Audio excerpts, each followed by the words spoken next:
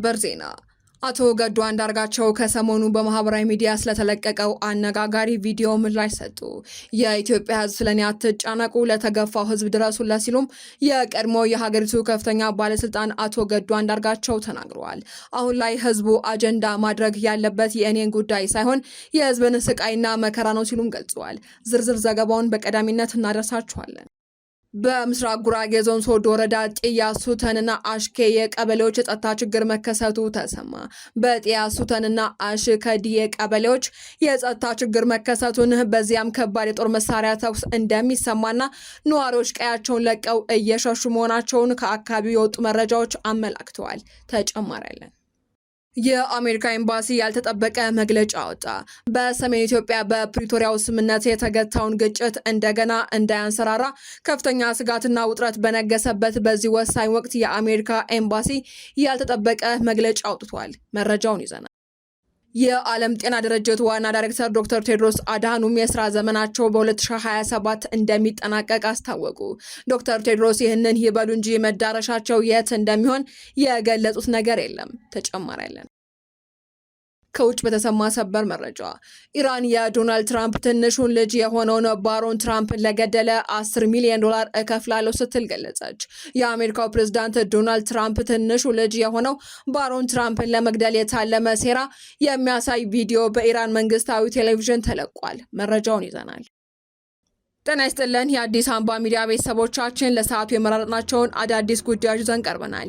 ከመረጃዎቹ በፊት ቪዲዮን ላይክ በማድረግ ማድመጥ እንድትጀምሩና አስተያየታችሁን እንድትጽፉ እየጋበዘን በቀጥታ ወደ መረጃዎቹ አለፍን። በቅድሚያ አቶ ገዱ አንዳርጋቸው ከሰሞኑ በማህበራዊ ሚዲያ ስለተለቀቀው አነጋጋሪ ቪዲዮ ምላሽ ሰጡ።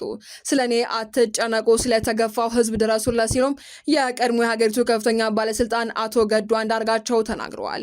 ባለፉት 2 ቀናት የብልጽግና ደጋፊዎች አቶ ገዱ አንዳርጋቸውን ከከፍተኛ የስልጣን እርከን ተነስተው በአሜሪካን ሀገር በፓርኪንግ ስራ ላይ ተሰማርተው በመታየታቸው ሊያሸማቅቋቸው ሙከራ አድርገዋል። እነዚህ አካላትም የቀድሞ የሀገሪቱ የውጭ ጉዳይ ሚኒስቴርና የአማራ ክልል ፕሬዝዳንት የነበሩትን አቶ ገዱ አንዳርጋቸውን ለማጣጣልና ስብናቸውን ዝቅ ለማድረግ የቪዲዮ ምስል በማህበራዊ ሚዲያ አጋርተዋል። ነገር ግን ህዝቡ በአንጻሩ አቶ ገዱ አንዳርጋቸው የሀገርና የህዝብን ሀብት ሰርቆና በዝብዞ በውጭ ሀገር የሞቀ ህይወት ከመኖር ይልቅ በራስ ላብ ጥሮና ግሮ መኖርን በመምረጡ ከፍተኛ ክብርና አድናቆትን ችሯቸዋል። የሰሞነኛ ጉዳይን በተመለከተም አቶ ገዱ አንዳርጋቸው ለአንከር የበይነ መረብ ሚዲያ ምላሽ ሰጥተዋል። አቶ ገዱ አንዳርጋቸው በዚህ ምላሻቸው ወደ አሜሪካ ካቀኑበት ጊዜ ጀምሮ ለመኖር መስራት እንዳለባቸውና አሁንም ይህንኑ እያደረጉ እንደሚገኙ በመግለጽ ይህንን ቪዲዮ የቀረጹት አካላት ምን ፈልገውና ምን ለማትረፍ እንደፈለጉም እንደማያውቁ አስረድተዋል። እኔ አንድ ግለሰብ ነኝ። እንደ አንድ ግለሰብ በአሜሪካን ሀገር በነጻነትና ለጊዜው ያገኘሁትን ስራ በመስራት ህይወቴን እየመራው ነው ያሉት አቶ ገዱ አንዳርጋቸው፣ ነገር ግን የአማራ ህዝብና መላው ኢትዮጵያ መጨነቅ ያለበት ሀገር ቤት ላለው ህዝብ ነው ሲሉ ተደምጠዋል። አክለውም የአማራ ህዝብ በከፍተኛ ስቃይ ውስጥ እየተገደለ እየተሳደደና እየታገተ ባህሉና እምነቱን እንዳይጠብቅ እየተደረገ ነው ብለዋል። ስለሆነም ህዝቡ መጨነቅና አጀንዳ ማድረግ ያለበት የህዝቡን ጉዳይና ስቃይ ነው ሲሉም አጽንኦት ሰጥተዋል። በምስራቅ ጉራጌ ዞን ሶዶ ወረዳ ጤያ ሱተንና አሽከዲ የቀበሌዎች የጸጥታ ችግር መከሰቱ ተገለጸ። በጤያ ሱተንና አሽከዲ የቀበሌዎች የጸጥታ ችግር መከሰቱን በዚህም ከባድ የጦር መሳሪያ ተኩስ እንደሚሰማና ነዋሪዎች ቀያቸውን ለቀው እየሸሹ መሆኑን ከአካባቢው የወጡ መረጃዎች ያመላክታሉ። የወረዳው የጸጥታ ኃይል በአጥቂዎቹ ጫና ወደ ቡኢ ከተማ ማፈግፈጉንና አንዳንድ ነዋሪዎችም አካባቢውን ለቀው ወደ ቡኢ ከተማ መግባታቸውንም የአካባቢው ምንጮች ገልጸዋል። በተለይ አቅም አጠራረጋውያን እናቶች፣ ህጻናትና ህሙማን በግጭቱ መካከል ቀርተዋል የሚል መረጃ የተሰማ ሲሆን መረጃውም ከፍተኛ ስጋትን ፈጥሯል። በክስተቱም እስካሁን ምን ያህል የሰው ህይወት መጥፋቱን ወይንም የደረሰውን የጉዳት መጠን ማወቅ ያልተቻለ ሲሆን ሁኔታውን በተመለከተ በይፋ የወጣ መንግስታዊ መረጃ የለም። ሆኖም የጸጥታ ችግሩ በፍጥነት እንዲቀረፍና በአካባቢው የሚገኙ ንጹሃን ዜጎች ደህንነታቸውን እንዲጠብቁም ነዋሪዎች እየጠየቁ ይገኛሉ።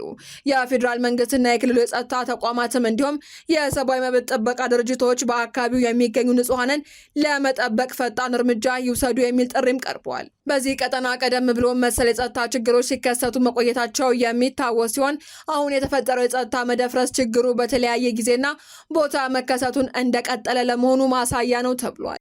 የአሜሪካ ኤምባሲ ያልተጠበቀ መግለጫ አወጣ። በሰሜን ኢትዮጵያ በፕሪቶሪያው ስምምነት የተገታው ግጭት እንደገና እንዳያንሰራራ ከፍተኛ ስጋትና ውጥረት በነገሰበት በዚህ ወሳኝ ወቅት የአሜሪካ ኤምባሲ ያልተጠበቀ መግለጫ አውጥቷል።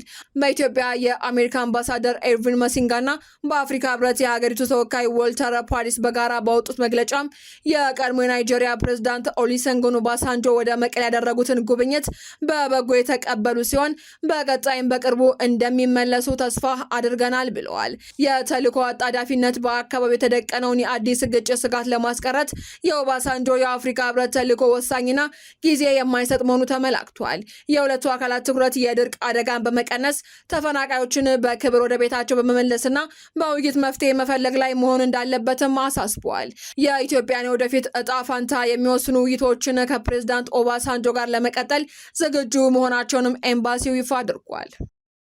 የዓለም ጤና ድርጅት ዋና ዳይሬክተር ዶክተር ቴድሮስ አድሃኖም የስራ ዘመናቸው በ2027 እንደሚጠናቀቅ አስታወቁ።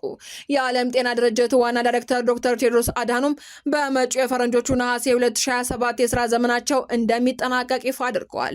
ዋና ዳይሬክተሩ አፍሪካ የራሷን የጤና አጀንዳ በባለቤትነት መምራት እንዳለባትና የውጭ ጥገኝነትን በማስቀረት ራሷን መቻል እንደምትችል ተናግረዋል።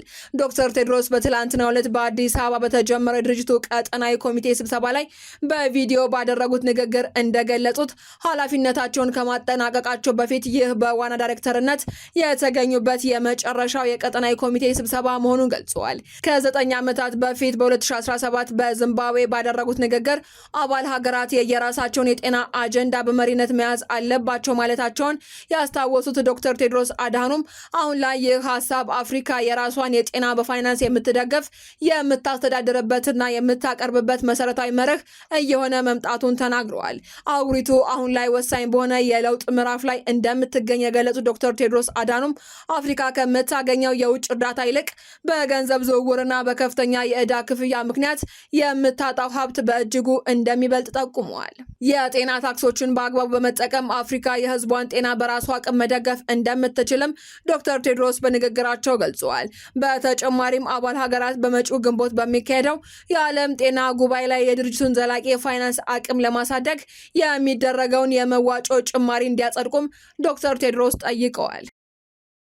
ከውጭ በተሰማ ሰበር መረጃ ኢራን የዶናልድ ትራምፕ ትንሹን ልጅ የሆነውን ባሮን ትራምፕን ለገደለ $10 ሚሊዮን እከፍላለሁ ስትል ገለጸች። የአሜሪካው ፕሬዝዳንት ዶናልድ ትራምፕ ትንሹ ልጅ የሆነው ባሮን ትራምፕን ለመግደል የታለመ ሴራ የሚያሳይ ቪዲዮ በኢራን መንግስታዊ ቴሌቪዥን የተሰራጨ በኋላ የአሜሪካ ምስጢራዊ አገልግሎት ጉዳዩን ማጣራት ጀምሯል ተብሏል። በቴሌቪዥን የተሰራጨው ባለ 3 ደቂቃ ቪዲዮ የ20 ዓመቱን ባሮን ትራምፕ እንቅስቃሴን በቅርብ እንደሚከታተል የገለጸ ሲሆን እሱን ለገደለ ሰው $10 ሚሊዮን የጉርሻ ክፍያ እንደተዘጋጀም ኢራን ገልጻለች። የድርጅቱ ቃል አቀባይ ኔት ሄሪንግ እንደተናገሩት ኤጀንሲው ስለ ቪዲዮ መኖር የሚያውቅ ሲሆን ከደህንነት ጥበቃ ጋር በተያያዘ ስጋት የሚፈጥሩ ማናቸውም ነገሮች ይመረምራል ብለዋል። ይህ የኢራን ማስፈራሪያ የመጣው አሜሪካና እስራኤል በየካቲት ወር በኢራን ላይ ጥቃት ከሰነዘሩ በኋላ ሁለቱ ሀገራት በጦርነት ውስጥ ባሉበት በአሁኑ ወቅት ነው።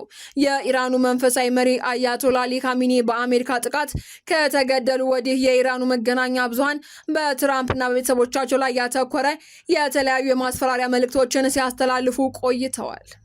ዜናዎቻችን አበቃን። በሰላም ቆዩ።